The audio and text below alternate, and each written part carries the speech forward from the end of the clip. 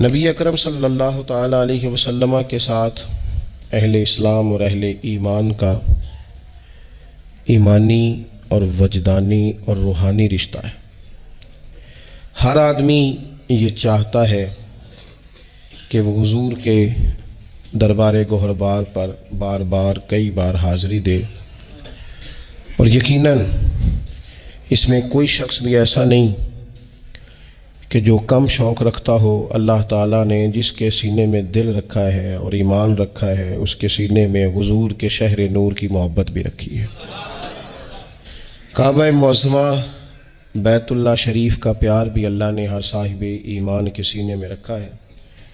کچھ لوگ لفظوں سے اظہار کر پاتے ہیں، کچھ زیادہ قادر الکلام نہیں ہوتے، زیادہ سپیکنگ پاور نہیں رکھتے، زیادہ گفتگو کا ملکہ اور سلیقہ نہیں رکھتے، وہ کہہ نہیں پاتے، وہ لفظوں کو ترتیب نہیں دے پاتے، لیکن پیار حضور کا ہر غلام نبی پاک کے شہر سے کرتا ہے۔ کچھ لوگ ایسے ہوتے ہیں جن کے پاس مواقع ہوتے ہیں جذبات کے اظہار کے، کچھ کے پاس مواقع نہیں بھی ہوتے۔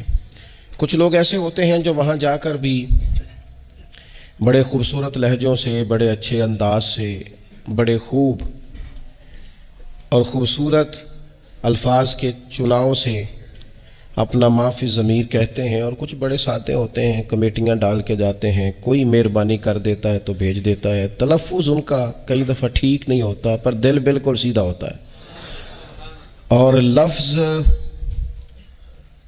تاثیر سے بنتے ہیں، تلفظ سے نہیں۔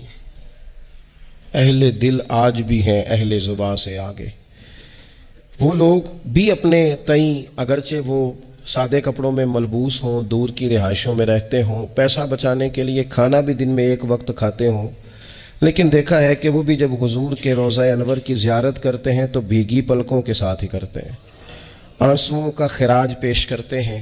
کچھ لوگ اپنا ما فی الضمیر کہہ لیتے ہیں۔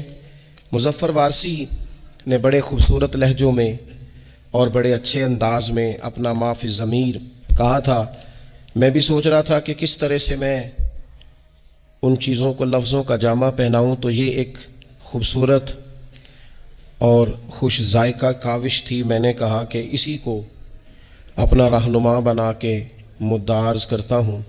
انہوں نے اس زمین میں بات کی ہے، وہ کہتے ہیں کہ بدن پہ چادر ہے آنسوؤں کی، اور لہو میں لذت ہے راستوں کی، بغیر خوشبو مہک رہا ہوں، میں در نبی کی طرف چلا ہوں۔ سکون آمیز بے قراری ہے میری تنہائیوں پہ طاری، چلی براق کشش پہ لے کر رسول اکرم کی غم گساری، رسائی ہے بخت نارسا میں، رسائی ہے بخت نارسا میں، سرا ہے ایک دست مصطفیٰ میں، میں ڈور کا دوسرا سرا ہوں، در نبی کی طرف چلا ہوں۔ پھر کہنے لگے کہ طواف کعبہ تھا فرض مجھ پر، در نبی کا ہے قرض مجھ پر، طواف کعبہ تھا فرض مجھ پر، در نبی کا ہے قرض مجھ پر، سمٹ کے سایہ فگن ہوا ہے جہان کا طول و عرض مجھ پر، سمٹ کے سایہ فگن ہوا ہے جہان کا طول و عرض مجھ پر، شریک رفتار جو رہے ہیں، شریک رفتار جو رہے ہیں، وہ فاصلے ختم ہو رہے ہیں۔ کیا تخیل پیش کیا، شریک رفتار جو رہے ہیں وہ فاصلے ختم ہو رہے ہیں، میں آج سے اپنی ابتدا ہوں کیونکہ در نبی کی طرف چلا ہوں۔ شریک رفتار جو رہے ہیں وہ فاصلے ختم ہو رہے ہیں، میں آج سے اپنی ابتدا ہوں کیونکہ در نبی کی۔ کہنے لگے دکھائی دینے لگا مدینہ، مثال در کھل رہا ہے سینہ، ہوائیں حوروں کے لمس جیسی، ہوائیں حوروں کے لمس جیسی، فضائیں خلد بری کا زینہ، کھلے ہوئے بازوؤں سی راہیں، ہر ایک مسافر کو اتنا چاہیں، ہر ایک مسافر کو کھلے ہوئے بازوؤں سی راہیں، ہر ایک مسافر کو اتنا چاہیں، بھلا کتنا؟ کھلے ہوئے بازوؤں سی راہیں، ہر ایک مسافر کو اتنا چاہیں کہ میں ان کی چاہت پہ مر مٹا ہوں، در نبی کی طرف چلا ہوں۔ میں تو ان کی چاہت پہ مر مٹا ہوں. ابھی رستہ ہے, رستے نے اتنا پیار کیا ہے. کھلے ہوئے بازوؤں سی راہیں, ہر ایک مسافر کو اتنا چاہے, میں ان کی چاہت پہ مر مٹا ہوں, در نبی کی طرف چلا ہوں. یہ ساعتیں قیمتی بھی آئیں, یہ ساعتیں قیمتی بھی آئیں کہ حاضری کو چلی جدائی. حاضری کو چلی, میں بڑی دیر سے جدا تھا, اب میری جدائی حاضری دے گی حضور کے روضے پہ. وہ ساعتیں قیمتی بھی آئیں کہ حاضری کو چلی جدائی, دھڑک رہے ہیں حواس خمسہ, حواس خمسہ. یہ ساعتیں قیمتی بھی آئیں کہ حاضری کو چلی جدائی, دھڑک رہے ہیں حواس خمسہ. لرز رہی ہے برہ نہ پائی, بہشت عالم ہے یہ علاقہ, بہشت عالم ہے یہ. لوگوں نے تو بعد میں کہنا ہے نا جنت, کہنے لگے یہ دیکھو یہ سارا علاقہ ہی جنت ہے. بہشت عالم ہے یہ علاقہ. کیوں کیوں بہشت عالم ہے یہ علاقہ؟ قدم قدم نقش پائے آقا, قدم قدم نقش پائے آقا. میں زمین کے شیشے میں دیکھتا ہوں, در نبی کی طرف چلا ہوں, در نبی کی طرف چلا ہوں. پھر کہتے ہیں اب پتہ کیا ہوا, اب اگلی منزل آ گئی. اگلی منزل بھی بڑی نرالی ہے. کہنے لگے یقین حاوی سا ہے گماں پر. پہلے میرا خیال تھا, اب تھوڑا نا یقین حاوی ہونے لگ گیا ہے. یقین حاوی سا ہے گماں پر, زمین پہ ہوں کہ آسماں پر. میں ہوں نہیں ہوں, جو ہوں تو کیا ہوں. اور دیکھو میں در نبی پر پہنچ گیا ہوں, یہ دیکھو میں در نبی پر. یقین حاوی سا ہے گماں پر, زمین پر ہوں کہ آسماں پر. میں ہوں نہیں ہوں, جو ہوں تو بھلا کیا ہوں. دیکھو میں در نبی پر میں پہنچ گیا ہوں. نہ رنگ نام و نمود میرا, نہ سایہ ہست و بود میرا, کیونکہ میں تے گلیاں دا روڑا کوڑا. نہ رنگ نام و نمود میرا, نہ سایہ ہست و بود میرا. خنک خنک نور مصطفیٰ سے پگھل رہا ہے وجود میرا, نور مصطفیٰ سے پگھل رہا ہے وجود میرا. وہ دیکھو نا, کہنے لگے جمال سرکار زو فشاں ہے, نگاہ بھی درمیان میں کہاں ہے. سراپا آنکھیں بنا ہوا ہوں, میں در نبی پر پہنچ گیا. سراپا آنکھیں بنا ہوا ہوں, در نبی پر پہنچ گیا ہوں. یہ دید میراج ہے نظر کی. ختم ہو گئی بات. یہ دید میراج ہے نظر کی, یہی کمائی ہے عمر بھر کی.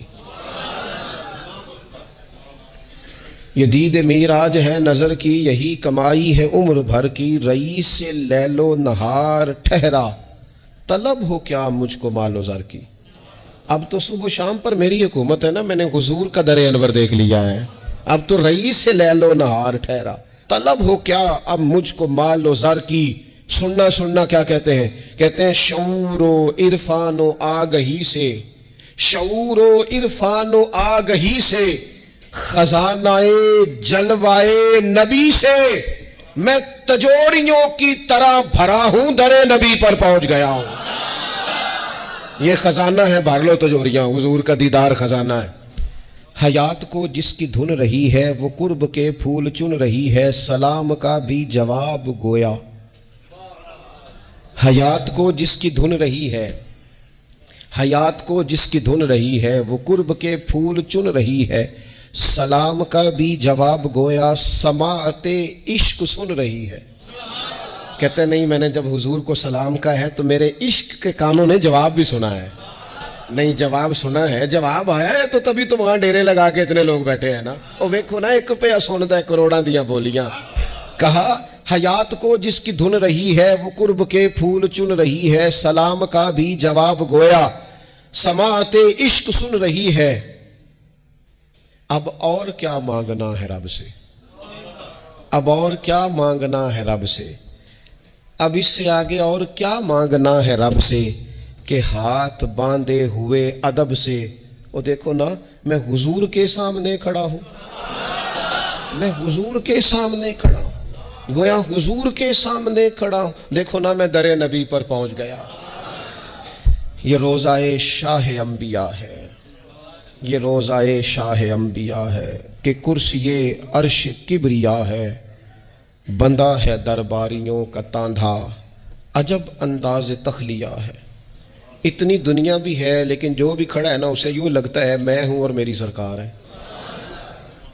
اتنے لوگوں میں بھی تخلیہ ہے، کہنے لگے بندہ ہے درباریوں کا تاندھا، عجب انداز تخلیہ ہے، بغیر اجازت ہو بار آبی، سیاہی دل ہو آفتابی، میں زنگ خوردہ چمک رہا ہوں، میں زنگ خوردہ، میرے اوپر اتنے زنگ تھے پر وہاں کھڑا ہوا تو چمکنے لگا، میں زنگ خوردہ چمک رہا ہوں، در نبی پر پہنچ گیا ہوں۔ اللہ تعالیٰ سب کو موقع عطا فرمائے۔ لیکن نا کچھ لوگوں کو میں نے یہ کہتے سنا کہ ہم پردیس میں ہیں، گھر میں فون آیا تو کہنے لگے اب میں پردیس میں آپ کو کیا بتاؤں، تو میں نے کہا مہربانی کریں تھوڑا سا آپ جملہ بدل لیں، یہ پردیس ہے، یہ تو دیس ہے، اور یہ اصل دیس ہے، یہ تو خوبصورت دیس ہے آپ کا۔ اور میں نے کہا اگر نہیں نہ سمجھ آ رہی ابھی میری بات کی تو جب یہاں سے نکلنے لوگوں گے تب سمجھ آئے گی کہ یہاں سے جانا کتنا مشکل مرحلہ ہے۔ پھر اس نے تیسری بات چھیڑی، کہنے لگے زمین ہے میرے سر پہ جیسے، ٹھہر گئی روح در پہ جیسے، زمین ہے میرے سر پہ جیسے اور ٹھہر گئی روح در پہ جیسے، اب صرف بدن کے ہمراہ چل رہا ہوں، میں در نبی سے پلٹ رہا ہوں۔ روح تو رہ گئی وہیں پہ۔ کسی نے کہا تھا کہ کیا یہ کہیں خامی ایمان تو نہیں، دیکھو میں مدینے سے نکل آیا ہوں، یہ کہیں خامی ایمان تو نہیں؟ تو کہنے لگے ٹھہر گئی روح در پہ جیسے، بدن کے ہمراہ چل پڑا ہوں، در نبی سے پلٹ رہا ہوں، سکون چھینا ثواب چھینا، نظارہ لا جواب چھینا، فرائض دنیاوی نے مجھ سے در رسالت معاب چھینا، رواں رواں آپ کو پکارے، کٹیں رگے جاں سے موڑ سارے، میں حرم کو مڑ مڑ کے دیکھتا ہوں، در نبی سے پلٹ رہا ہوں، میں یوں دیار نبی سے نکلا کہ جیسے شعلہ کلی سے نکلا، لیے ہوئے رحمتوں کے سائے، میں حلقہ روشنی سے نکلا، اگرچہ پی آیا ہوں سمندر،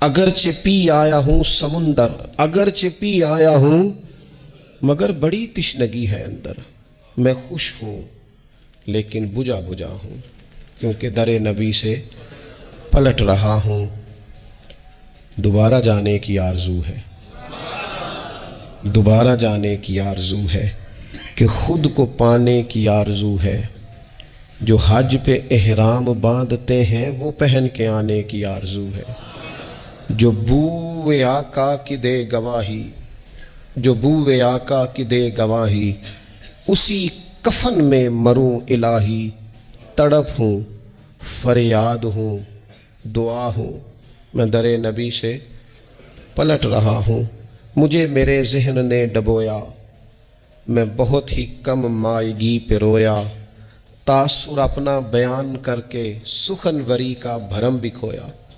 کہنے لگے دل تھا کہ کوئی معافی ضمیر کہوں لیکن کچھ نہیں، وہ بھرم ہی میں نے کھویا ہے، کوئی بھلا وہ حال بیان کر سکتا ہے وہاں جانے کا، وہاں رہنے کا اور وہاں سے آنے کا؟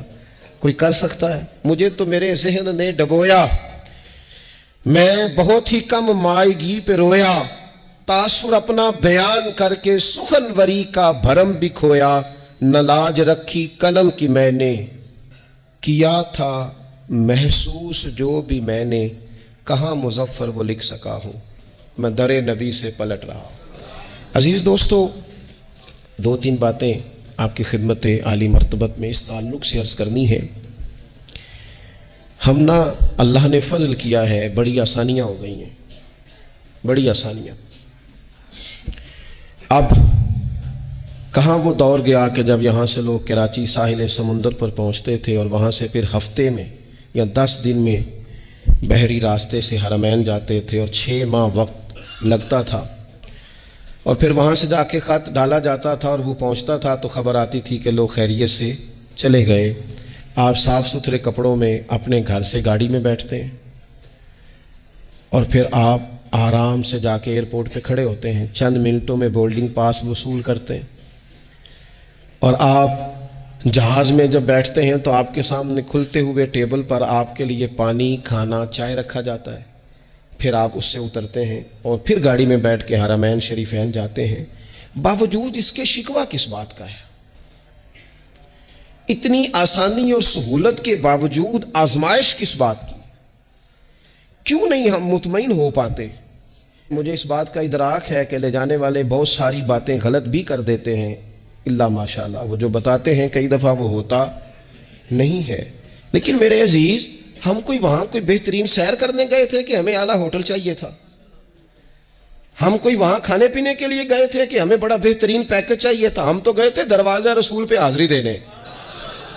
تو وہاں تو لوگ یہ کہتے تھے کہ تھوڑا سا کھانا کھاؤ تاکہ زیادہ وقت حرم شریف میں رہ سکو، وہاں تم عبادات کر سکو، لیکن ہم غیر مطمئن سا سفر کرنا اور غیر مطمئن سا گزارا کرنا اور غیر مطمئن سا لوٹ آنا اور باتیں اس طرح کی کرنا کہ جو ہم سے سنے وہ بھی تھوڑا غیر مطمئن سا ہو جائے، اس طرح کا لب و لہجہ اختیار کرنا، اس سے تھوڑا باہر آئے۔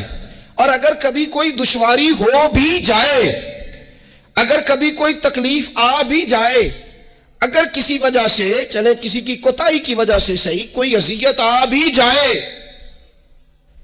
میں نے ڈھیر سارے لوگوں کو اللہ ماشاءاللہ غیر مطمئن دیکھا ہے۔ میں نے بہت پہلے بھی کہا تھا، میں حرم شریف میں تھا تو کچھ لوگ شکوہ کر رہے تھے، تو میں نے ان سے کہا کہ اللہ تعالیٰ ان سے ضرور حساب لے گا جو یہاں آنے کے لیے بھی لوگوں سے جھوٹ بولتے ہیں، لیکن میں آپ سے یہ بات ضرور عرض کروں گا کہ ویسے بھی تو لوگ لوٹ لیتے ہیں نا، تو یہ تو بڑا اچھا نہیں، لوٹ بھی لیتا تو پھر بھی خیر تھا، ہمیں حضور کے روضے تک تو پہنچا دیا ہے نا، دیکھو نا لے کہاں آیا۔ لیکن اگر کوئی کسی وقت تکلیف ہو بھی، پتہ ہے حضور نے کیا فرمایا؟ نبی کریم نے فرمایا اگر کوئی میرے مدینے میں آئے اور اسے کوئی تکلیف پہنچے، فرمایا وہ اس پہ صبر کرے، میرا وعدہ ہے میں قیامت کے دن رب کی بارگاہ میں اس کی سفارش کروں گا۔ دوسری گزارش یہ ہے کہ جب بھی حرمین شریفین جائیں نا تو ذوق شوق ساتھ لے کے جائیں، غصہ اور آرام گھر چھوڑ کے جائیں۔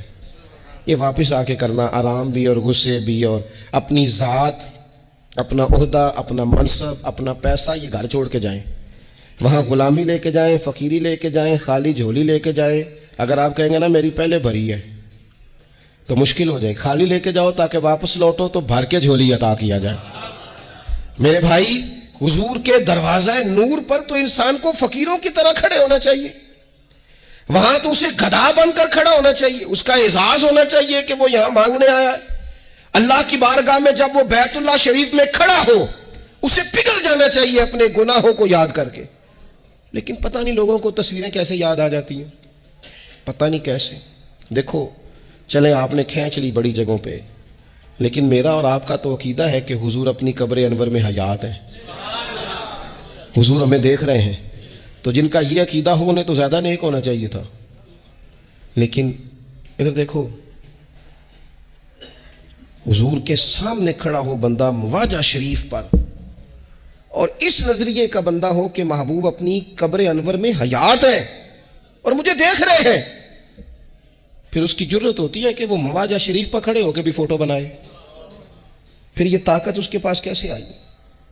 اتنی جرت، اور ہم حضور کی بارگاہ میں فوٹو ہی فوٹو، فوٹو ہی فوٹو، کوئی اس کے علاوہ کام نہیں۔ خدا را 70,000 فرشتے ہیں بیت اللہ شریف پہ، 70,000 فرشتے ہیں حضور کے روضہ انور پہ۔ کوئی مووی ذرا ان کو بھی تو بنا لینے دو نا، جو جا کے رب کی بارگاہ میں گواہی دیں، یا اللہ ہم نے بیت اللہ پہ نماز پڑھتے دیکھا ہے اسے، یہ ہم نے سجدہ کرتے دیکھا ہے، لیکن ہم کیا کر رہے ہیں؟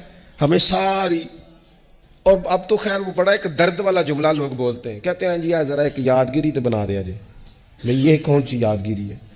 یادیں تو وہ ہوتی ہیں جو روحوں سے جدا ہوتی نہیں، جو کھرچ بھی ڈالی جائیں تو ذہنوں سے جدا، تو بہت زیادہ انکساری سے، توجہ سے۔ دوسری بات، وہاں زیارات ہیں،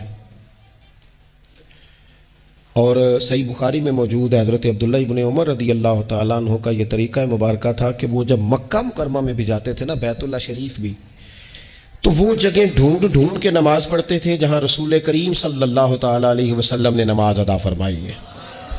ظاہر ہے وہ بڑی جگہ ہیں، اب وہ بڑی زیارات ہیں، جیسے غار ثور ہے تو یہ وہ غار ہے جس کا قرآن پاک میں ذکر ہے، اذ ہما فی الغار، جب وہ دونوں غار میں تھے۔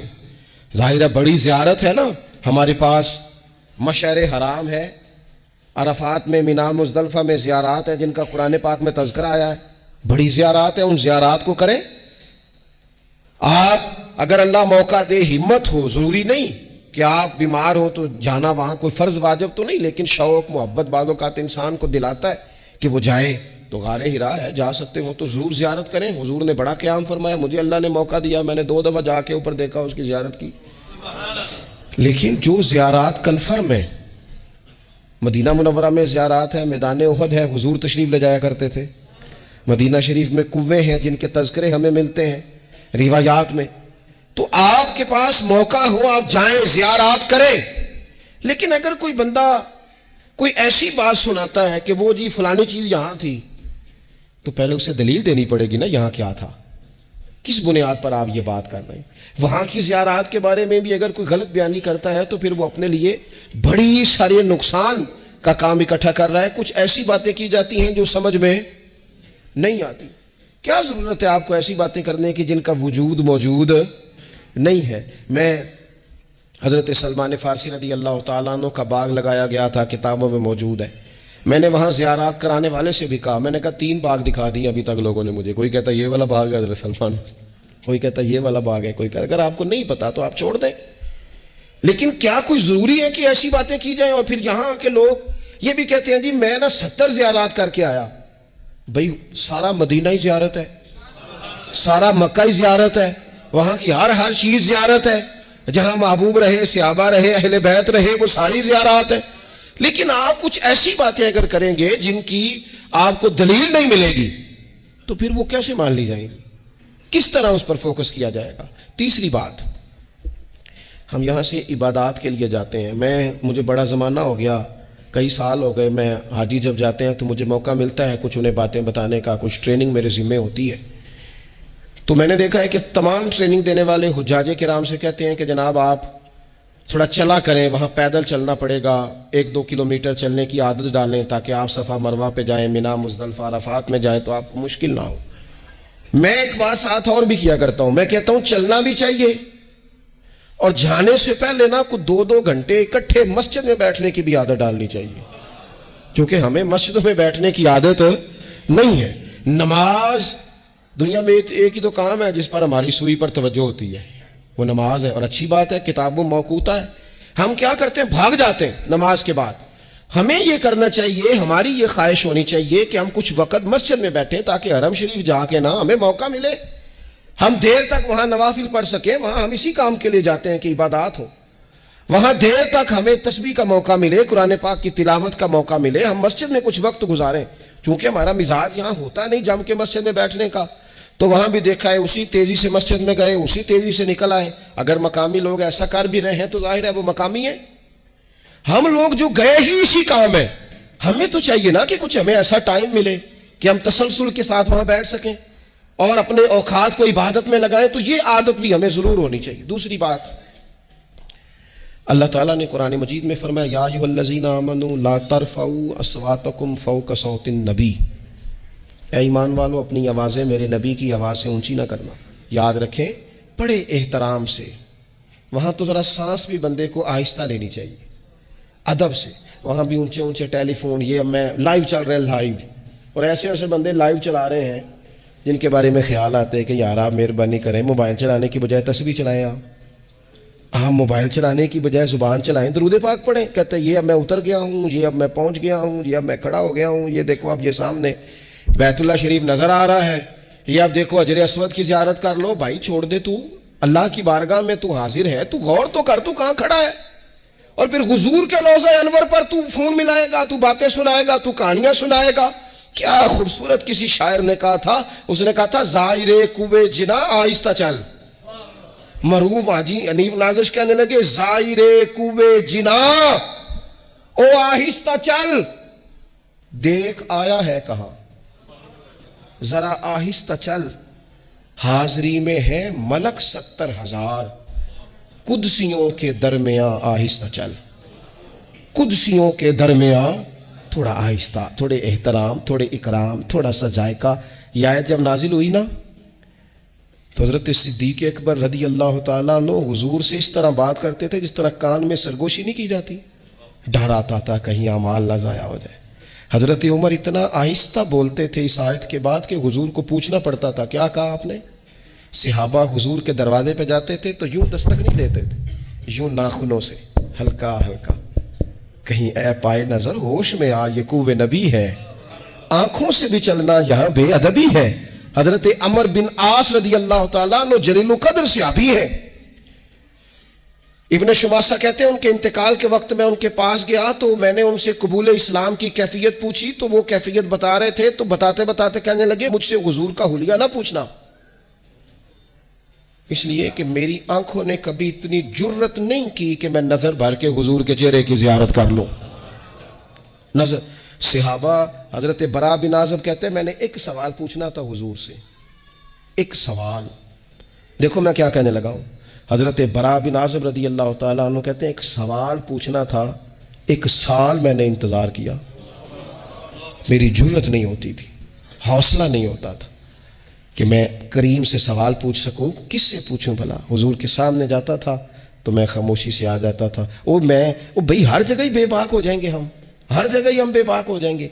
आदाब, इकराम, ख्याल, तवज्जो, इन्हेमाक, ज़ौक़। मैं एक बात समझा हूँ, हुजूर के रोज़े पर और बैतुल्लाह शरीफ पर एक चीज़ मेरी समझ में आई, ये सारी कोताहियाँ हैं हमें ठीक कर लेनी चाहिए, ये सारी चीज़ें हैं काबिल इस्लाह हैं, इन पर हमारी तवज्जो होनी चाहिए। लेकिन एक बात याद रखेंगे कि वहाँ पहुँचकर किसी दूसरे पर तनकीद, किसी दूसरे के बारे में बदगुमानी, किसी के बारे में कोई कमज़ोर बात बिल्कुल नहीं। क्यों? इसलिए कि यहाँ आने वाले किसी शख्स को तकलीफ़ पहुँचे तो मेरा मेहमान है ना, तो मैं फिर कहता हूँ जनाब मेरे मेहमान के साथ आपने ये सलूक क्यों किया, तो वहाँ जो गए हैं वो अल्लाह रसूल के मेहमान हैं। चूँकि हमें आदत होती है जिसको भी सामने देखा तो कोई बात छेड़ दी, इस्लाह की जो बातें हैं मैंने अर्ज़ कर दी, तरबियत की जो बातें अर्ज़ कर दी, लेकिन वहाँ पहुँच कर मुझे बहुत सारे लोगों ने प्यार किया, ढेरों लोगों ने, हत्ता कि मस्जिद कुबा शरीफ के साबिक इमाम उन्होंने बड़ी मोहब्बत फरमाई, दावत दी, अपने घर खाना खिलाया, और भी दर्जनों बीसियों लोग थे बैतुल्लाह शरीफ में इधर उधर। एक अजीब सा लोगों का अंदाज़ था प्यार करने का। वो किसी ने कहा था तैबा के सारे खादिम पहचानते हैं मुझको, मुझको खबर नहीं थी मैं इस कदर बड़ा हूँ, मुझे तो पता ही नहीं था। और संगे दरे जाना पर करता हूँ जबी साई, और सजदा न समझ नजदी सर देता हूँ नजराना, मैं सर देता हूँ नजराना। इसलिए ज़ौक़ हो, शौक़ हो, मोहब्बत हो, अल्लाह ताला वहाँ जाने वाले हर शख्स की हाज़िरी को कबूलियत का दर्जा अता करे।